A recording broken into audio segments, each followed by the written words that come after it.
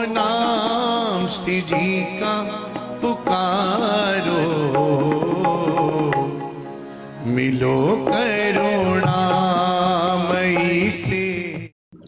चित्रकूट के घाट पर लंबी संतन की भीड़, तुलसीदास जी चंदन घी से और लगावे रघुवीर।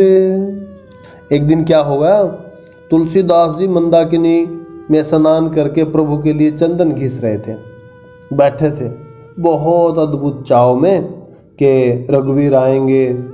भाव में खोए थे, साथ में लखन जी आएंगे, उनका मैं तिलक करूँगा, ऐसे उनका श्रृंगार करूँगा, इसी भावना में खोए हुए थे। तभी दो बालक आकर तुलसीदास जी को कहने लगे, हमें भी चंदन लगाओ है ब्राह्मण देवता। तो कहा कि आप कहाँ से आए हो? कहा कि हम इधर से ही आए हैं। अच्छा चलो ठीक है बैठो। तो तुलसीदास जी तो घिस ही रहे थे, तो हमें भी चंदन लगाओ, बार बार यही कह रहे कि मुझे पहले, कभी रघुवीर कहें कि मुझे पहले लगाओ, कभी लखन जी कहें कि मुझे पहले लगाओ। लेकिन मर्यादा तो मर्यादा थी ना, लीला जरूर करने थे, बड़े भाई का तो हक था, जो पहले बड़े भाई को ही प्राथमिकता थी। तो तुलसी जी ने अपने शालिग्राम भगवान को चंदन लगाकर दोनों बालकों को भी चंदन लगाया। बालक बोले, गोसाई जी हमें भी आपको चंदन लगाना है या लगाएंगे, हमारा ही मन है।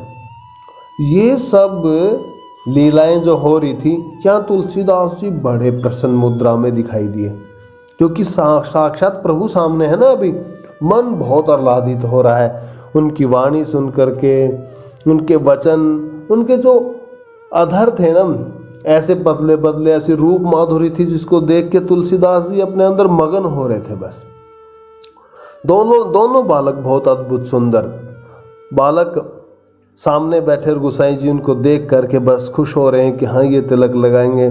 चलो ठीक है लगाओ भाई।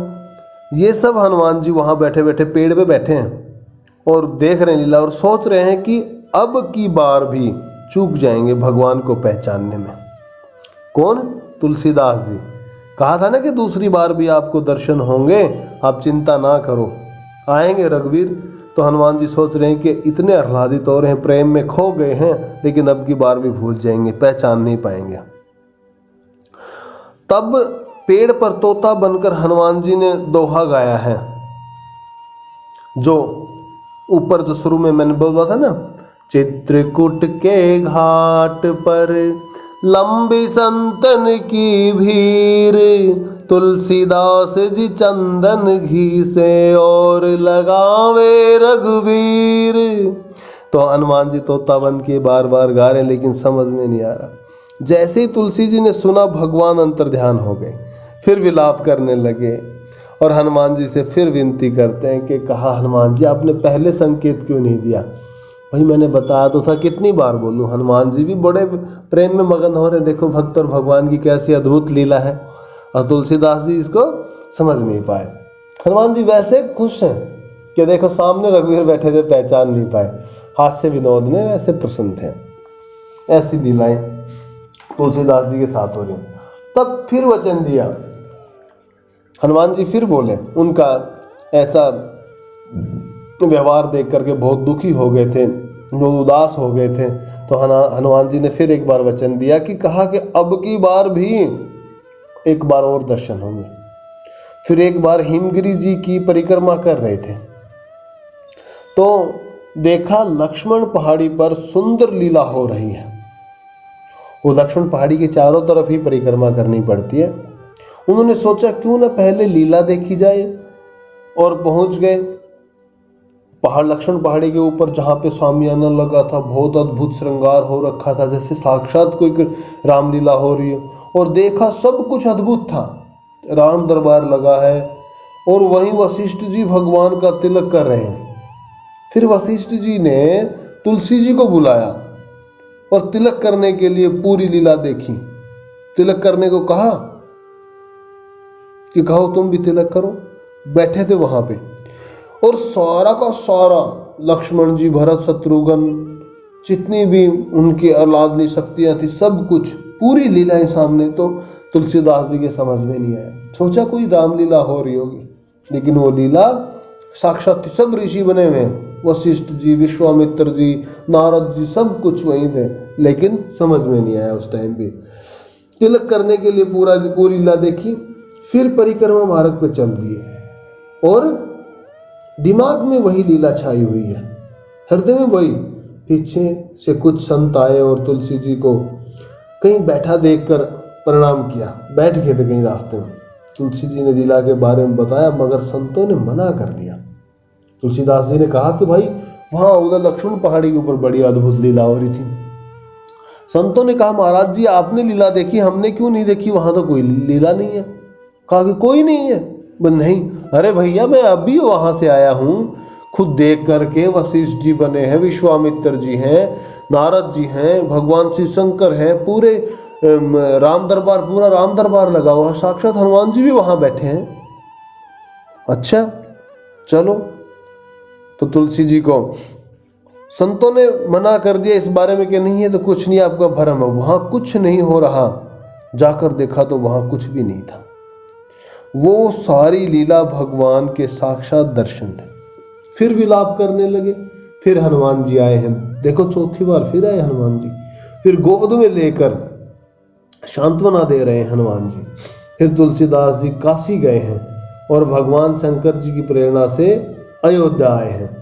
वहाँ एक संत महाराज ने अपने गुरु जी के उपदेश से हनुमानगढ़ी के पास अपना स्थान इनको दिया है, हनुमानगढ़ी, और अपना शरीर त्याग कर भगवत धाम चले गए। वहाँ रहकर इन्होंने भजन किया तुलसीदास जी ने। और 1631 ईस्वी की जो रामनवमी थी और जो योग बन रहा था, वही योग भगवान श्री राम के जन्म की रामनवमी के दिन योग था। देखो 1631 ईस्वी की जो रामनवमी थी और उस दिन जो योग बन रहा था, वही योग भगवान श्री रामचंद्र जी के जन्म के दिन जो रामनवमी थी, उस दिन वही योग बन रहा था। तब फिर हनुमान जी ने दर्शन देकर बताया, आप जिस काम के लिए ये आए हैं, आज वो दिन है, रामचरितमानस की रचना। ये कहकर हनुमान जी अंतर्ध्यान हो गए। फिर गणेश जी सामने आकर दर्शन दे रहे हैं। गणेश जी ने आके दर्शन दिया, दर्शन दे गए और वो सारी हनुमान जी की जो बातें थी सब की सब दिमाग में चल रही हैं। सरस्वती जी ने आकर दर्शन दिए और कहा, मैं आपकी वाणी में विराजमान हो जाऊंगी। फिर तो सभी देव संतों ने आकर दर्शन दिए हैं। अंत में भगवान रामचंद्र जी की जानकी जी के साथ आकर दर्शन दिए हैं, वहीं पे हनुमानगढ़ी में ही। बहुत अद्भुत नज़ारा। या तो एक क्षण के लिए दर्शन के लिए तड़प रहे थे, मिलना चाहते थे, अभी देवों ने लाइन लगा दी है, सभी देवता प्रकट। बनी के सब साथी बिगड़ी का न कोय, है ना। मालिक राजी है तो सब कुछ राजी रहता है। हम जिसकी आराधना करते हैं उसको प्राथमिकता देते ही नहीं, हम उससे प्रेम करते ही नहीं। चाहत बहुत सी कर लेते हैं, ना अनुभूति होती, ना कुछ होता, ना ये होता, ना नाम में मन लगता, चिड़पड़ापन रहता है। हम कहीं संसार में जाते हैं, वहाँ संसार अपनी तरफ खींचता है, काम अपनी तरफ खींचता है, क्रोध अपनी तरफ खींचता है, नाना प्रकार के द्वंद्व दिमाग में चलते रहते हैं। प्रपंचों की तरफ ज़्यादा ध्यान होता है। क्या करे गुरुदेव भगवान से बार बार प्रश्न करते रहते हैं। असल में शिष्य वो है जिसका कोई भी प्रश्न बाकी रहता ही नहीं। अगर जो एक संतों का चरित्र सुनता है, संतों के चरित्र को श्रवण करता है, तो समझ लो, और उसके बाद भी अगर कोई अपने गुरुदेव भगवान से प्रश्न करता है, उससे बड़ा मूर्ख मैं तो कोई मानता नहीं। अगर मेरे से अपराध हो गया तो क्षमा है, क्योंकि हर संत की वाणी में, हर संत के चरित्र में हमारे हर प्रश्नों का उत्तर है, क्योंकि वो भी इसी मार्ग पर चल के गए हैं। 50, 60, 70 साल का उनका अनुभव है। उनके जीवन में क्या द्वंद्व आए नहीं है, आए हैं। तो कहीं ना कहीं कथा में हमारे सब प्रश्नों का उत्तर मिल जाता है, लेकिन हम फिर भी जानबूझकर उसकी तरफ बढ़ते, क्योंकि अपराध हमारा होता है। और उसको झूठा अपनापन, जो मन में माना हुआ जो अपनापन है कि नहीं, मन चाल चलता है ना, नहीं तो सही है, श्री जी की इच्छा ही ऐसी थी, उसको साबित करने के लिए हम क्या करते हैं, फिर ये सहारा लेते हैं। कौन सा? ये दिखावे का, कि गुरुदेव भगवान मेरे जीवन में ऐसा होता है। भाई तेरे जीवन में होता है तो सत्संग को जीवन में उतारो तो सही। तब तो वो द्वंद्व खत्म होगा। बुराई छोड़ने का नाम तक नहीं है, छोड़ना तो बहुत दूर की बात है, कोशिश करने की कोशिश भी नहीं हो रही, तो कहाँ खत्म होगा। एक बार एक कदम आगे रख के तो देखो। बड़प्पन, मान मर्यादा, आसन सिंहासन ये सब चाहिए, भजन जीरो। तो भजन नहीं होगा तो फिर कहाँ से होगा। ये जीव का क्या कहूँ इसमें, बस ये लगा लो, जीव का दुर्भाग्य लगा लो। और जो सत्संग करते हैं ना, इस सत्संग की जो मस्ती में, नाम की मस्ती में रहते हैं, उनका जीवन कैसा है। कभी प्रत्यक्ष रूप से श्री जी से प्रार्थना करो, सबके लिए है। वैसे मैं आप लोगों को बोल रहा हूँ तो आप सुन रहे हो, बाकी तो जीव क्या पता सुने ना सुने, लेकिन आप लोग सुन रहे हो तो प्रत्यक्ष रूप से कोई वृंदावन में आओगे तो देखने को मिलेगा। आज एक सुबह ही बात हो रही थी कि मन नहीं तड़पता, मन व्याकुल हो रखा है कि वृंदावन कब जाऊंगा, श्री वृंदावन धाम कब जाऊंगा, श्री जी के कब दर्शन होंगे, राधा वल्लभ लाल जी के कब दर्शन होंगे। वाह हनुमान जी महाराज, पल पल नाम नाम, नाम लूं तो श्वास आए और श्वास आए तो नाम लूं, ऐसी भावना करते थे। बताओ, राग का मेरा कोई अस्तित्व नहीं। हीरे मोतियों की माला दे दी, वो माला तोड़ तोड़ के सारी फेंक दी कि जिसमें मेरे प्रभु नहीं, वो हीरे मोती मेरे किस काम के, सब तोड़ के फेंक दिए, कोने में बैठ के रोने लगे। तभी तो कहते भक्तराज, भक्तराज हनुमान जी को साक्षात गुरु माना है। इसीलिए भक्ति मार्ग पे हनुमान जी को भी प्रेरणा लेकर के, उनको इंग्लिश आज के जो शब्द उनको आइडियल मान करके, उनको गुरु रूप में स्वीकार करके का दत्तात्रेय जी ने 24 गुरु बनाए। क्यों बनाए थे?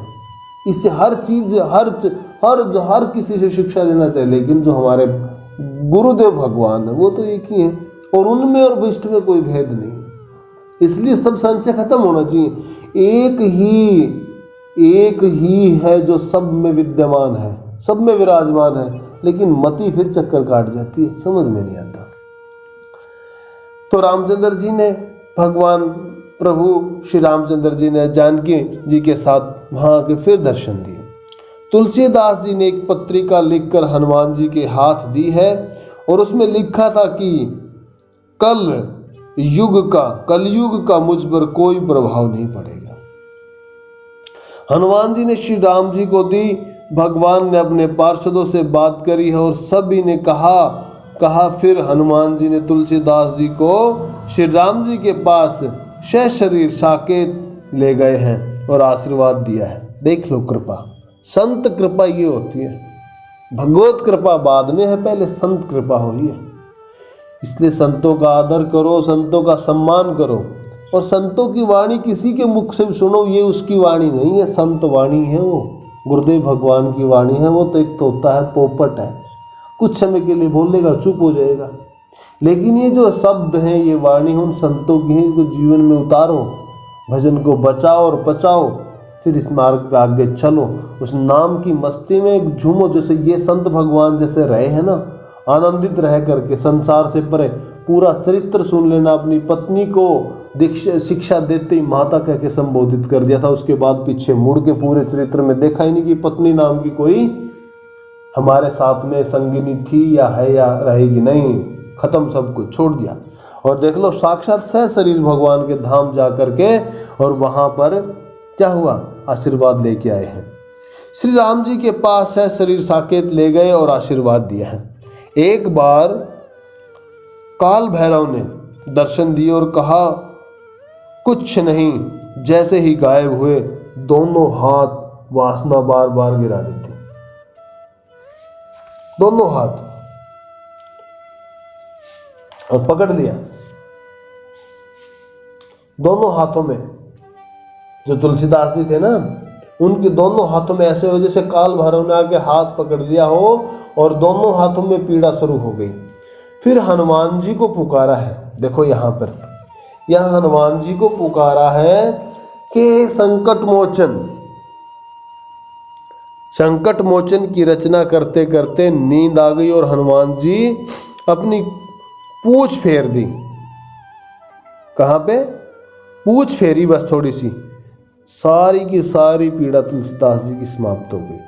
और काल भैरव जी को शंकर भगवान जी ने समझाया है ये अभी इस टाइम कि किसको छेड़ रहे हो भाई। वो भगवान की इच्छा से सब लीलाएं कर रहे हैं, भगवान के द्वारा ही, मेरे प्रभु के द्वारा ही तुलसीदास जी ने जो रूप धारण किया है, वो पूरी जो पीछे वाल्मीकि जी के जीवन चरित्र की जो कथा थी पूरी सुनाई है और कहा है कि दोबारा उनको कष्ट मत देना।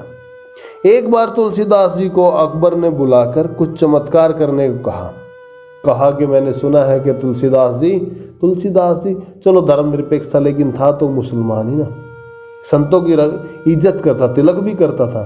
कब से? जब से उनकी चांद बेगम और एक उनकी बेटी हुई है दुख्तर, उनका चरित्र आएगा। सूरदास जी से मिली थी, जो सूरदास जी गए थे ना, ललिता सखी का अवतार थी वो दुख्तर, तो वो मिली थी, तो इसलिए सम्मान करता था संतों का। दूसरा, जोधाबाई जी भी भगवान श्री कृष्ण हमारे प्रियालाल जी की भक्ता थी। तीसरा, चांद बेगम जी भी हमारे प्रभु की भक्ता थी, दीवानी थी वो भी। तो बुलाकर कहा कि भाई तुलसीदास जी, बहुत सारे संत अब तक आए हैं, उन्होंने भी अपना चमत्कार बताया, सुना है कि आप प्रभु के, आपके मालिक, आपके खुदा के बहुत ही प्रिय हों, वहाँ जाके आए लोग आपकी तारीफ़ करते हैं, तो कोई चमत्कार करके दिखाओ। क्योंकि तुलसीदास जी ने एक मुर्दा आदमी को जिंदा कर दिया था। तुलसीदास जी ने कहा मैं कोई नट नहीं हूं, तो अपने राम को बुलाओ। बोला, अभी कहा ना कि मैं कोई नट नहीं हूं, तो अकबर ने कहा अपने राम को बुलाओ, जिसकी आप वंदना करते हो, स्तुति करते हो और मुर्दों को जिंदा करते हो।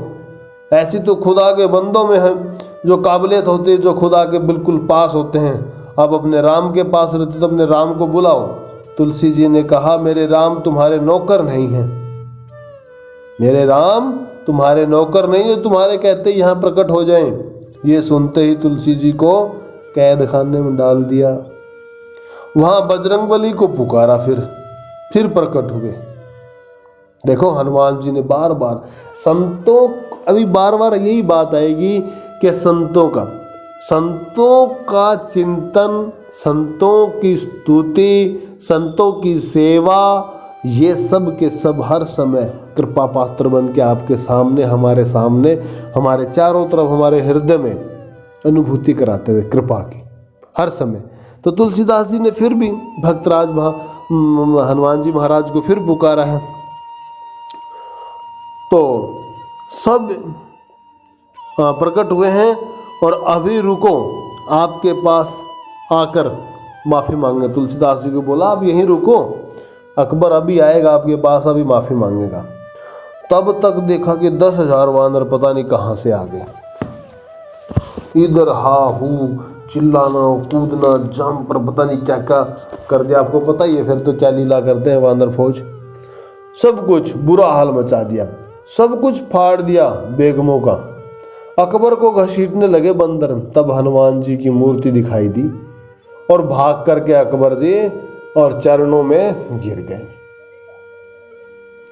और उस समय अकबर ने ये गाया है, खुदा हिंदुओं के रहम कर, रहम कर।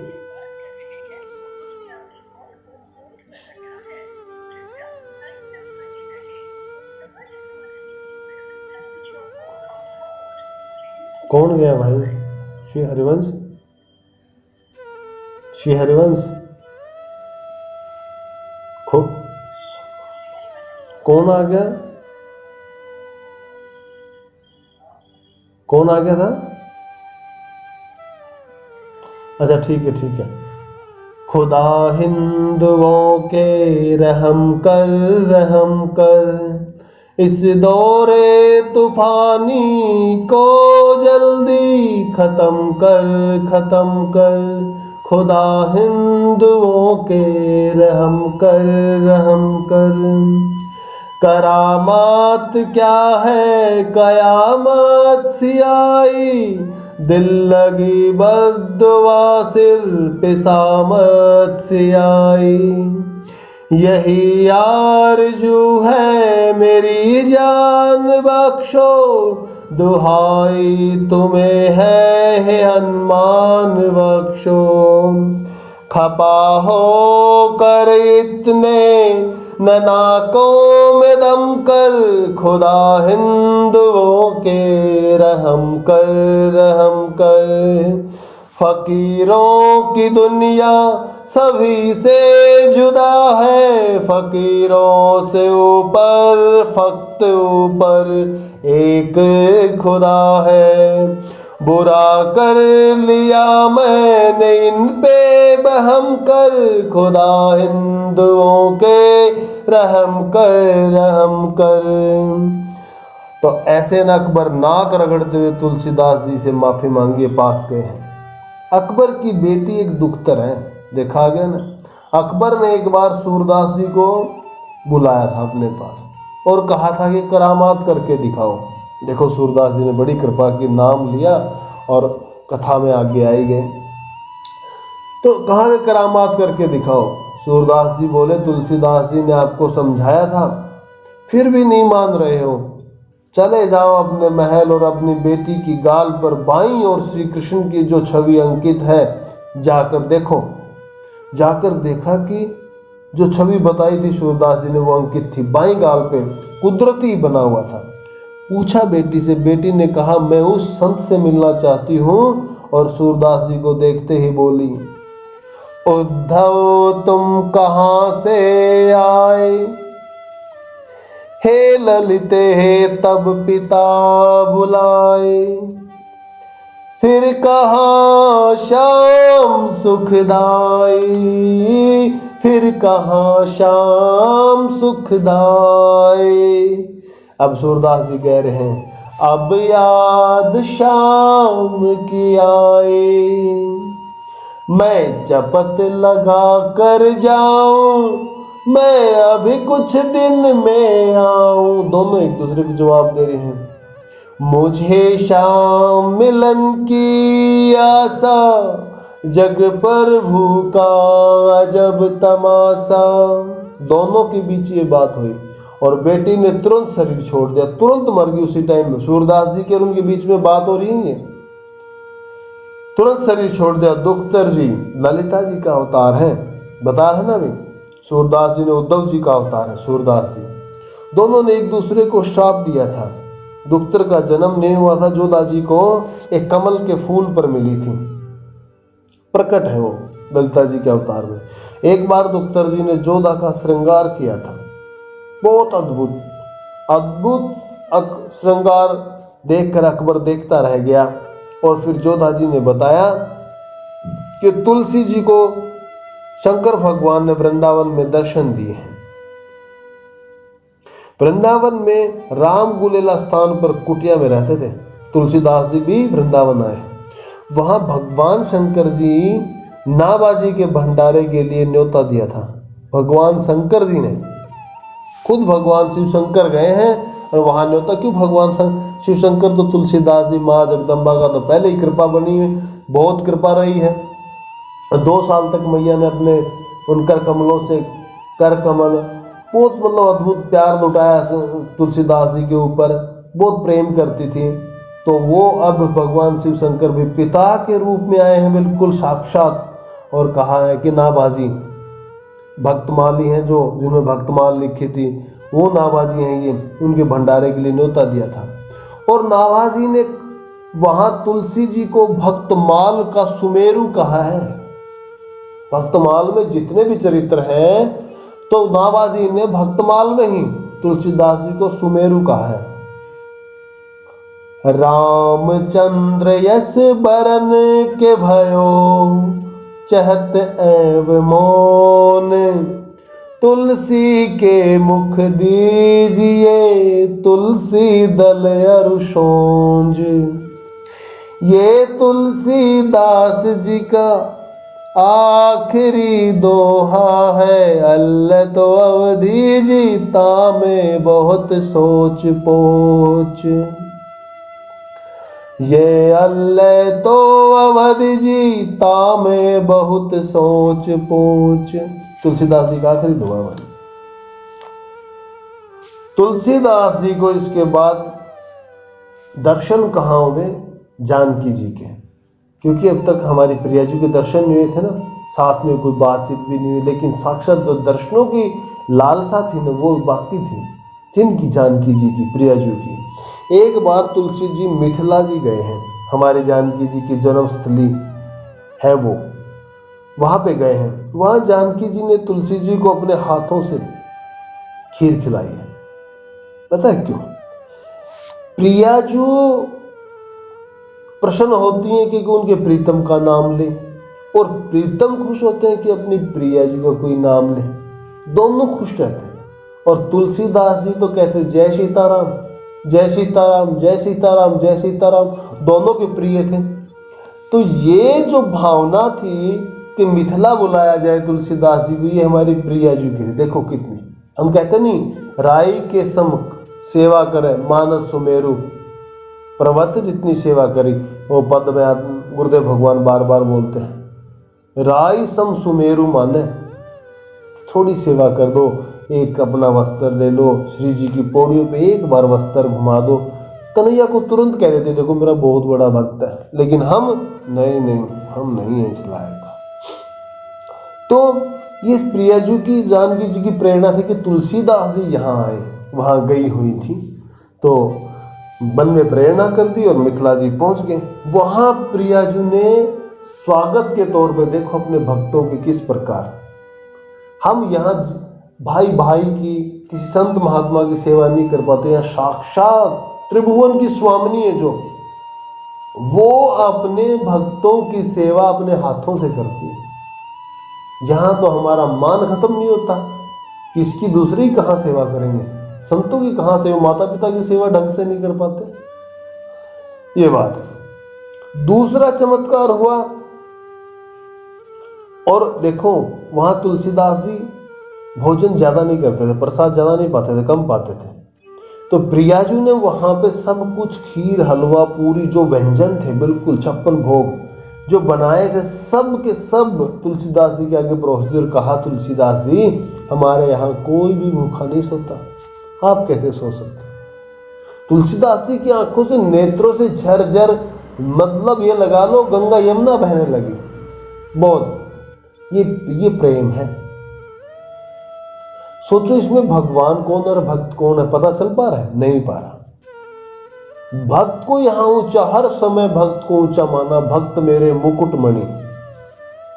सोचो कितनी बड़ी वो, भगवान कहते हैं भक्त मेरे मुकुटमणि, जो मैं सिर पे मुकुट लगाता हूं उसमें जो मणि विराजमान है वो मेरे भक्त है। दूसरा चमत्कार हुआ, मंदिर में गोसाई जी भोग लगाकर कहता भगवान खाते हैं उधर ही, लेकिन खाते चूहे थे। तब एक दिन राजा ने कहा हमारे सामने भोग लगाना। तब वह गोसाई जी तुलसीदास जी को बताया सारी कहानी कि तुलसीदास जी मुझे बचा लो, कल महाराज आएंगे और अपने सामने भोग लगाएंगे, अगर वो भोग वहाँ प्रभु ने नहीं लगाया तो मेरे को फांसी हो जाएगी। उस दिन तुलसीदास जी ने उनको कहा कि भाई कोई बात नहीं है, विश्वास रख प्रभु के ऊपर, समझाया, सांत्वना दी और कोई बात नहीं तो चिंता ना कर, सब भला करते रख दिए, ऐसे समझा। और गोसाई जी को कोई विश्वास नहीं हो रहा, गोसाई जी तो सिर्फ रोना पीटना मचा रखे हैं कि कल लास्ट दिन है मेरा, मैं बच नहीं पाऊंगा, अभी निश्चित है। अच्छा,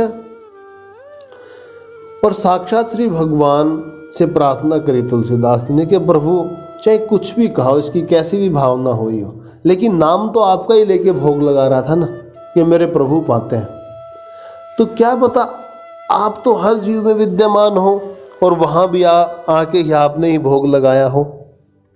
हम मंदबुद्धि के जीव हैं, अनुमान ही लगा सकते हैं, लेकिन अगर सही बात देखा जाए तो आपकी इच्छा के बगैर तो यहाँ पत्ता भी नहीं हिल पाता, आप ही इस रूप में आए हो। और ये आपकी इस रूप की क्या व्याख्या करूं मैं, क्या वर्णन करूं? ऐसे तो आपने हजारों रूप धरे हैं, कभी कुत्ते का रूप धरा है, कभी कच्छप रूप धरा है, कभी पर्वत का रूप धारा है, कभी किसी का, हजारों रूप धारे आपने। तो ये रूप तो आपके लिए बहुत छोटा सा है, आपने ये भी धरा है। देखो भगवान इसी पुकार से बोलते हैं, दीन होके पुकारो जरूर प्रकट होते हैं। और उस दिन साक्षात भगवान रामचंद्र जी हमारी प्रिया जी जानकी जी के साथ प्रकट हुए हैं। और भोग लगाया। साक्षात प्रकट होकर तब राजा ने तुलसी जी के श्री चरणों में अपना सिर रखा और कहा, गोसाई जी को प्रणाम किया, साथ साथ में क्या आपकी निष्ठा आपकी भक्ति को देख के बहुत प्रसन्न, हम उनको ही प्रणाम किया और गोसाई जी की जान बच गई। इसलिए हर समय एक निष्ठा एक विश्वास तो हृदय में रखो है। अगर विश्वास नहीं होगा तो क्या होगा? तो कहा भाई अभी ये तो कह नहीं सकते कि क्या होगा क्या नहीं, चर्चा कोई हर समय संतों की सुनते रहते हैं लेकिन मानता कोई नहीं है। नहीं, जब तक कथा सुनते तब तक उसका असर रहता है, जब तक कथा नहीं सुनते तुरंत उसका असर खत्म हो जाता है। प्रभाव तब तक है तब तक हम प्रिया प्रीतम के सक्षम हैं, गुरुदेव भगवान के सक्षम हैं, बाकी तो हमारा रहता नहीं। और जिनके सोच लो, जिनके रक्षक भगवान है ना, जिनके रक्षक भगवान है उनका कोई बाल बांका नहीं कर सकता। अगर ये बात आपको झूठ लग रही है तो एक प्रमाण आप थोड़ा सा सुन लो। अभी तुलसीदास जी का चरित्र तो यहाँ गुरुदेव भगवान की कृपा से और प्रिया प्रीतम की कृपा से संपूर्ण हुआ। बाकी उनकी और बहुत सारी लीलाएं हैं जो हमारे को पता नहीं। जितनी गुरुदेव भगवान ने कृपा की, श्री जी ने कृपा की, जानकी जी ने कृपा की, प्रभु रामचंद्र जी ने कृपा की, उतना वाणी से बुलवा लिया। अन्यथा भाई मेरे पास तो कुछ है नहीं। आगे उनको अगर जो भी स्मृति डाल दें तो हो सकता है कि कुछ बोल पाऊँ, लेकिन अभी के लिए इतना ही है। श्री हरिवंश। अब सुनो कि जिनके भगवान रक्षक है ना, ये मेरी नहीं है, संतों की गई हर बात, संतों की गई है, तो वो बात कभी खाली नहीं जाती कभी भी। और ये हमारे मन में एक भ्रम सा रहता है कि नहीं, हम क्यों उस तक हम पहुंच ही नहीं पाते। भ्रम क्यों रहता पता है? क्योंकि हमारी बुद्धि वहां तक पहुंच ही नहीं पाती। हमारा जो अहंकार है वहां बुद्धि को पहुंचने ही नहीं देता कि नहीं भगवान हो या नहीं हो। 50 संशय हृदय में बने रहते हैं। अरे किसी ने देखा क्या? और एक और बात बिल्कुल प्रत्यक्ष हो जाती है, फिर तो पक्का हो जाता, स्टैंप लग जाती है कि नहीं भगवान नहीं। अगर कोई तीसरा दूसरा आके कह देना अरे किसी ने देखा भी है भगवान, जो तुम भगवान भगवान के माला सटकाते रहते हो, ये देखा किसी ने? हाँ, तो सुनो, पितामह भीष्म द्वारा द्रौपदी और पितामह जी के बीच में कुछ बात हुई है। खुद तो बाहर खड़े रहे, भीतर भेजा पांचाली को, यतिवर बाबा के चरणों में अपना मस्तक तुम रख दो। अर्ध रात्रि की बेला में बाबा की लगी समाधि थी, मन हरि चरणों में रमता था। कहीं कोई नाधि व्याधि थी, कहीं कोई नाधि व्याधि थी।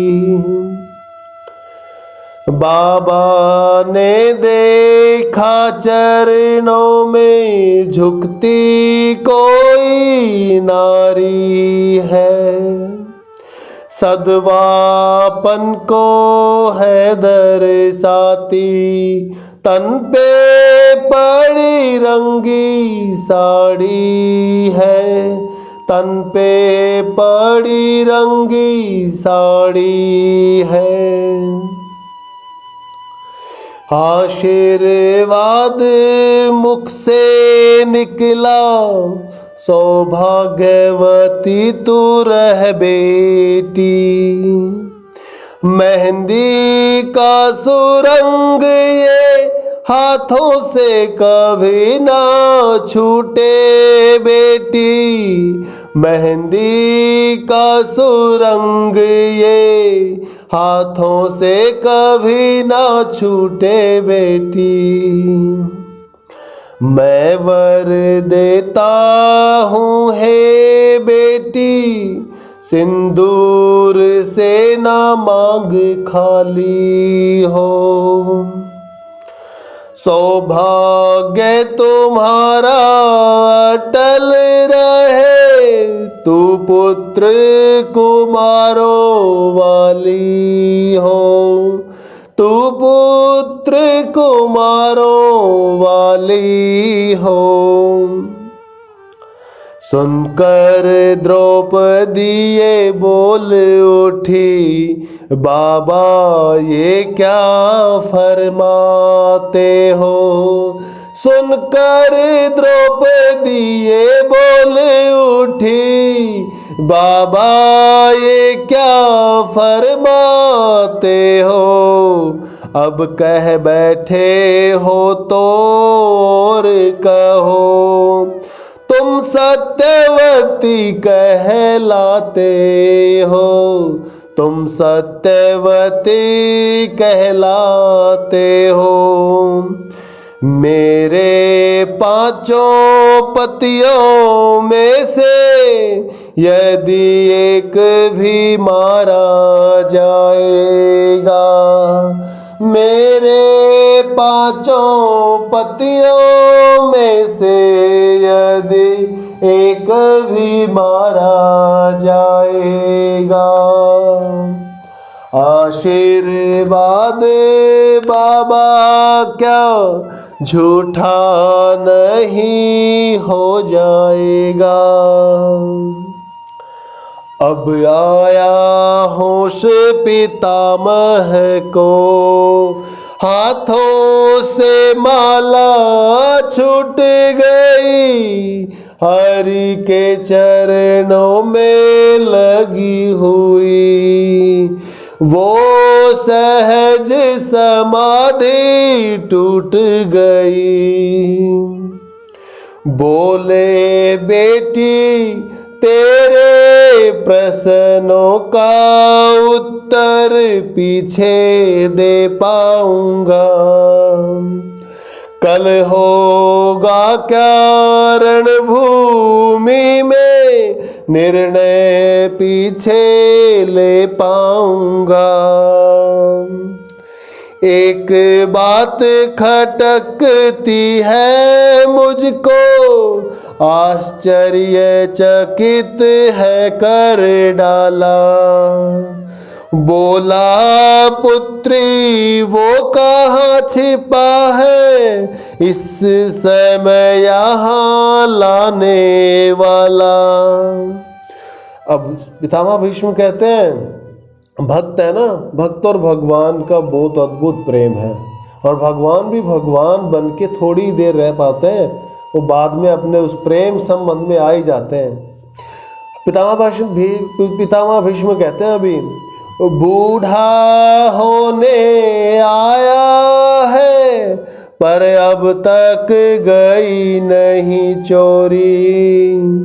नित नित नीतियाँ रचता है, तेरी चोरी मेरी चोरी।